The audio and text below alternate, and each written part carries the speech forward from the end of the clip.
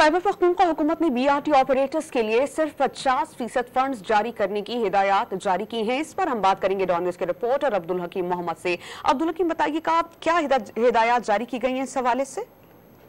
ये जी बिल्कुल सूबाई हुकूमत की जानिब से सूबाई वजीर ट्रांसपोर्ट ने BRT की जानिब से एक ऑपरेटर का खत लिखा गया था। उसके जवाब में ये कहा गया है कि सिर्फ 50% फंड जारी कर दी जाए, क्योंकि जो ऑपरेटर है डाइयो एक्सप्रेस सर्विसेज, उनके साथ मुआहिदा अक्टूबर 2022 में खत्म हो चुका है, तो मजीद फंड ना देने के भी अहकाम जारी किए गए हैं। सेक्रेटरी ट्रांसपोर्ट को ये बताया गया है कि जो डाइयो एक्सप्रेस टर्मिनल है एक RDP टर्मिनल के नाम से, तो उनको भी फौरी खाली कराया जाए और जो डाइयो सर्विसेज से मुआहदे के बाद जितना वक्त गुजारा है उनका किराया मौजूदा तनासब के हिसाब से वसूल करने की भी हिदायत की गई है।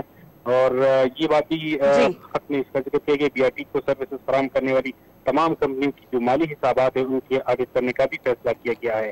जी, बहुत शुक्रिया अब्दुल हकीम मोहम्मद।